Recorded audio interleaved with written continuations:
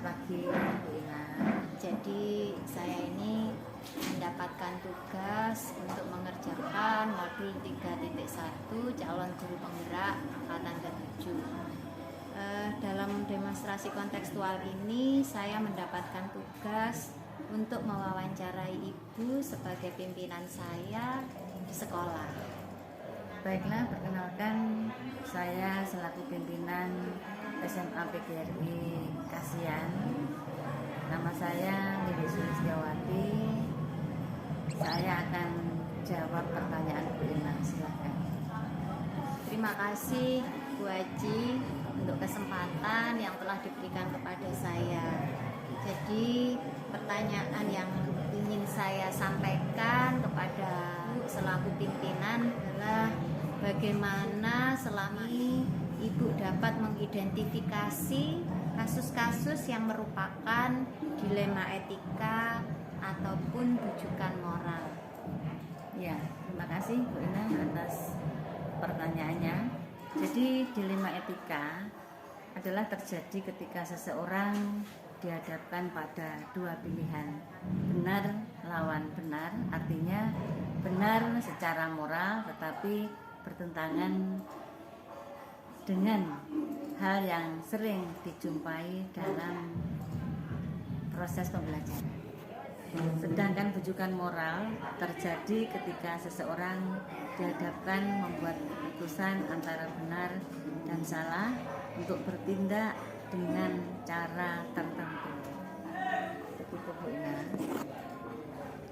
Contoh kasus yang kita alami yaitu murid kita kelas 2 itu yang namanya Said suka mengumpat kepada semua guru. Kasus bujukan moral pada siswa kita yang juga baru-baru terjadi yaitu dia Ayu dengan terjerat pinjaman online dan tidak bisa membayar. Sedangkan owner menghubungkan pihak sekolah dan akan memviralkan kasus tersebut apabila pinjaman tidak dibayar. Terima kasih Bu Haji.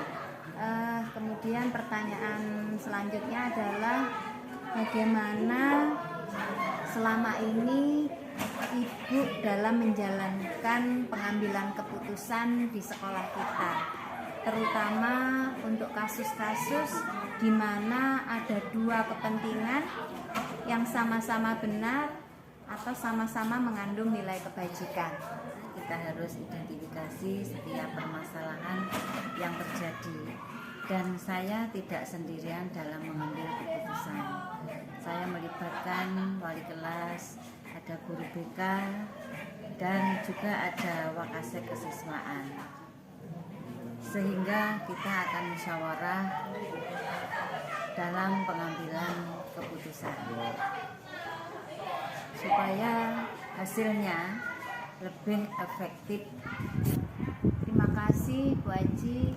Kemudian langkah-langkah atau prosedur seperti apa yang biasa Ibu lakukan selama ini? Jadi melihat kasus yang sudah terjadi Bu Ina, harus kita identifikasi permasalahannya.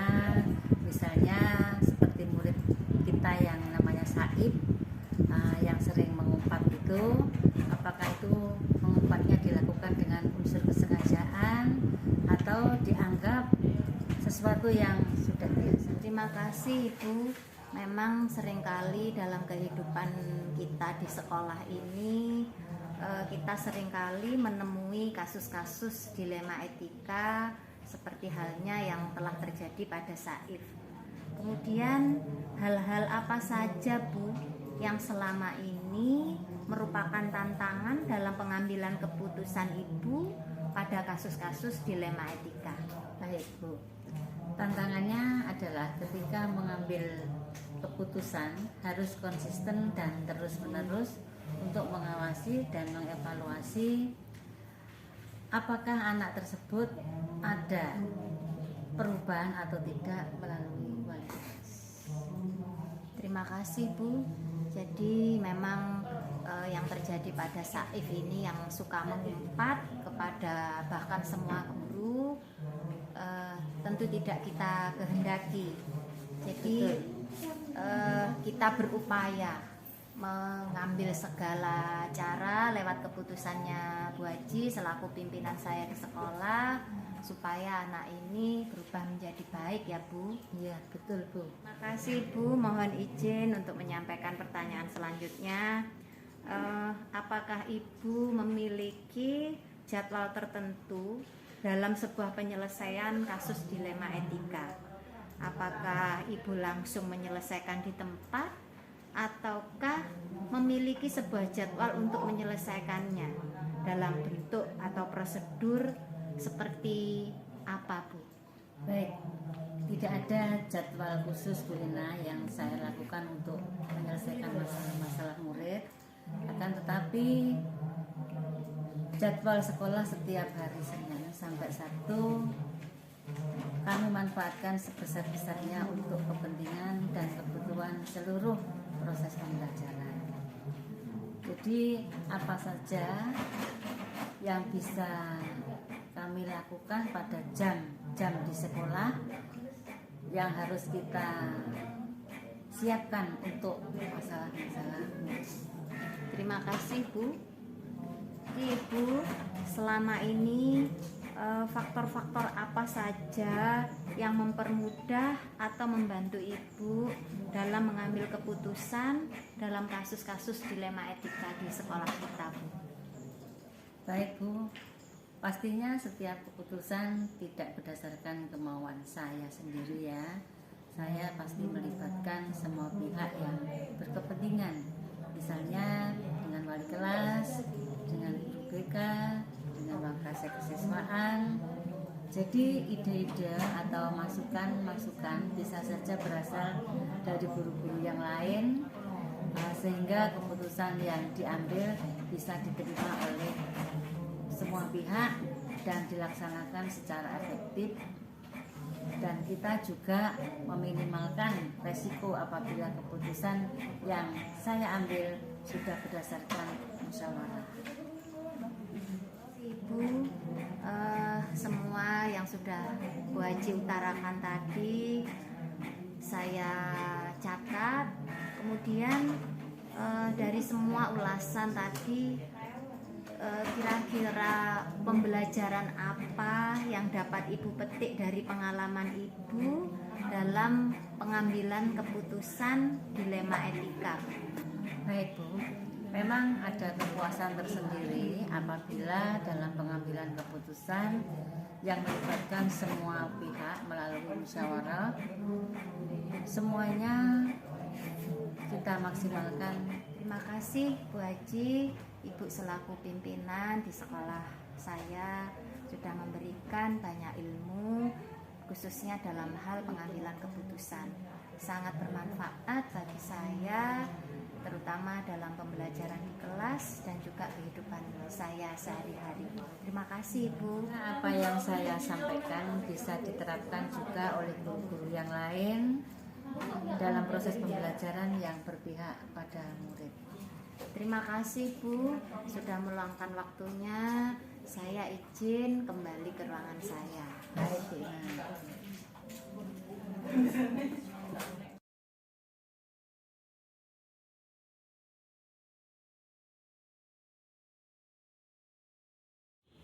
Assalamualaikum Pak. Waalaikumsalam. Ini ya. Iya. Monggo. Terima kasih Pak. Sebelumnya saya minta maaf mengganggu waktunya Pak Sen.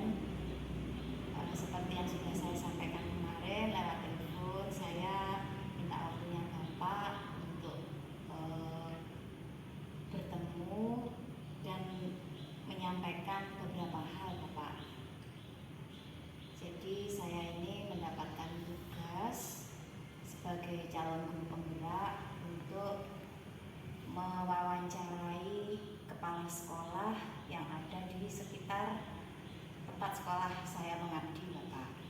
Jadi selain kepala sekolah yang saya tempati, saya juga mencari kepala sekolah yang berada di sekitar sekolah saya. Jadi ini sekolahnya Pak Jen yang jenengan dengan yang saya mintai bantuan untuk wawancara ini. Terima kasih Bapak untuk kesempatannya. Jadi beberapa hal Bapak mohon izin untuk menanyakan, untuk mengajukan pertanyaan-pertanyaan kepada Bapak. Yang pertama adalah bagaimana Bapak selama ini dapat mengidentifikasi kasus-kasus yang merupakan dilema etika atau rujukan moral di sekolah Bapak. Terima kasih Bu Ina. Jadi selama ini saya dapat mengidentifikasi kasus-kasus tersebut melihat dari sudut pandang moral dan hukum. Jadi apabila kasus tersebut melanggar hukum, maka sudah tentu benar lawan salah, dan inilah yang dinamakan rujukan moral. Sedangkan jika masih bisa dikatakan benar lawan benar, masalah tersebut dinamakan dilema etika. Ini Bapak, terima kasih. Kemudian pertanyaan selanjutnya adalah, selama ini bagaimana Bapak dapat menjalankan pengambilan keputusan di dalam sekolah, terutama untuk kasus-kasus di mana terdapat dua kepentingan yang sama-sama benar atau sama-sama mengandung nilai kebajikan. Jadi selama ini saya melakukan identifikasi kasus dari berbagai sudut pandang, kemudian menimbang secara matang mana yang paling benar, dan keputusan tersebut menguntungkan banyak orang dan tidak ada yang dirugikan. Jadi Bapak selalu mempertimbangkan mana yang lebih menguntungkan untuk semua pihak ya Pak. Jadi kemudian langkah-langkah atau prosedur seperti apa yang biasa Bapak lakukan selama ini? Untuk langkah-langkahnya sendiri yang saya lakukan yaitu menentukan penyebab permasalahan, menentukan siapa yang terlibat, menanyakan kepada orang-orang terdekatnya, kemudian berdiskusi dengan warga sekolah, membuat beberapa solusi keputusan, menimbang lagi dari berbagai sudut pandang sebelum memutuskan atau mengambil solusi. Jadi selanjutnya Bapak mohon izin untuk menyampaikan pertanyaan selanjutnya. Hal-hal apa saja yang selama ini Bapak anggap efektif dalam pengambilan keputusan pada kasus-kasus dilema etika? Saya melakukan analisis kasus, kemudian menentukan solusinya, yaitu menyesuaikan dengan peraturan dan norma yang sudah berlaku, serta mengedepankan kepentingan umum dan solusi tersebut bermanfaat bagi banyak orang tentunya ya, dan berdampak positif secara jangka panjang. Oke, terima kasih Bapak. Selanjutnya, selama ini yang menjadi tantangan dalam pengambilan keputusan yang Bapak ambil pada kasus-kasus dilema etika itu apa saja Bapak?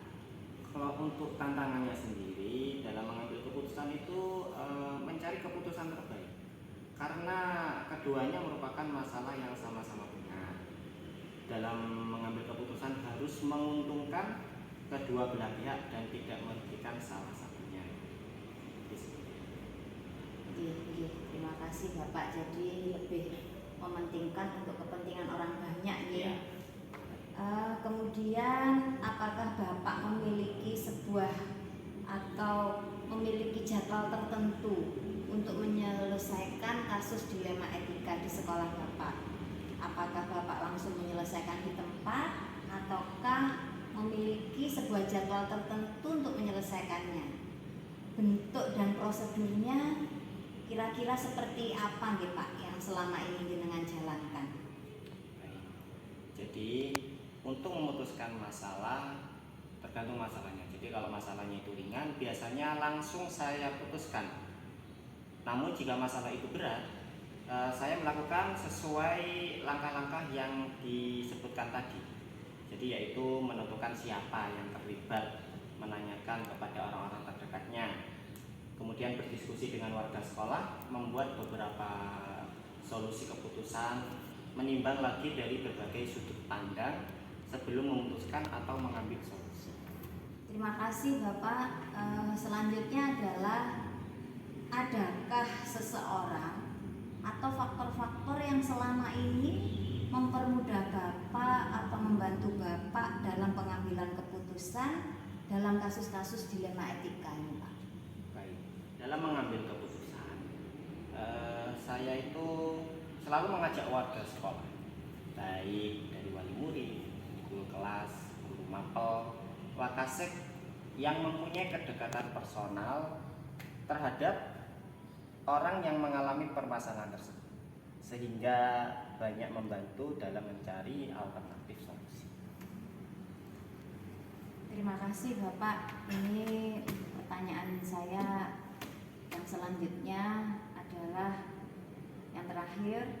Dari semua hal yang Bapak sampaikan tadi, pembelajaran apa yang dapat Bapak petik dari pengalaman Bapak selama mengambil keputusan dalam kasus-kasus dilema etika di sekolah Bapak? Jadi untuk pelajaran yang dapat saya ambil, saya menjadi orang yang lebih bijaksana dalam menganalisis sebuah permasalahan untuk dijadikan bahan pertimbangan menentukan solusi mana yang paling tepat dan mana yang terbaik. Seperti itu. Oke Bapak, terima kasih. Saya kira pertanyaan dari saya sejauh ini cukup. Saya terima kasih Bapak sudah mau meluangkan waktu.